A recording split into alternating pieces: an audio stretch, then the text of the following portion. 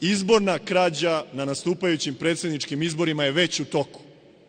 Aleksandar Vučić ne može da pobedi u prvom krugu predsjedničkih izbora bez izborne krađe.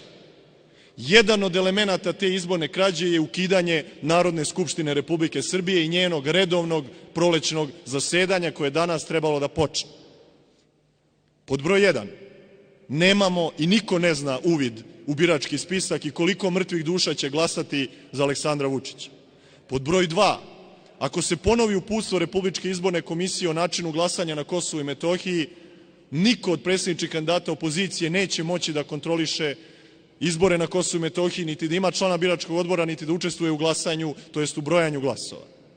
Ako bude isti način glasanja u dijaspori, niko iz dijaspore neće moći da glasa protiv Aleksandra Vučića.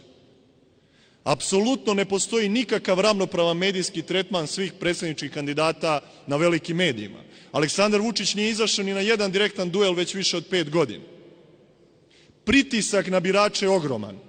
Pozivanje telefonom, upadanje po kućama i stanovima, pritisak na sve zaposlene u javnom sektoru da svako zaposlen u javnim preduzećima i ustanovama u Srbiji ima obavezu da prikupi najmanje 20 sigurnih glasova za Aleksandra Vučića ili će ostati bez posla.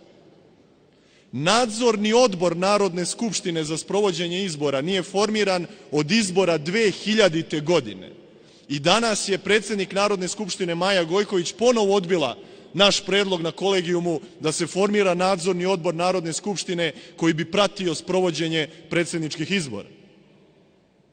I ono što naravno svi vidite već danima, nedeljama, mesecima unazad koliko se Aleksandar Vučić zapravo nalazi u predsjedničkoj kampanji, a to je maksimalna zloupotreba državnih resursa, to je zloupotreba čitavog državnog aparata u svrhe predsjedničke kampanje i dupli marketing Aleksandra Vučića, jer se on na medijima pojavljuje i kao predsjednički kandidat Srpske napredne stranke i kao predsjednik Vlade Republike Srbije. Znači ima duplo vreme na medijima u odnosu na sve druge predsjedničke kandidate, jer nije podneo ostavku na mesto predsjednika Vlade Republike Srbije.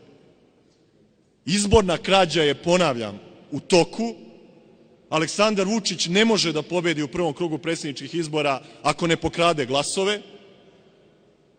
Izborna krađa se ne dešava samo u izbornom danu, kada neko pokušava da manipuliše rezultatima na biračkom mestu. Izborna krađa je počela pre raspisivanja predsjedničkih izbora. Današnje ukidanje prvog prolećnog redovnog zasedanja Narodne skupštine Republike Srbije je deo izborne krađe.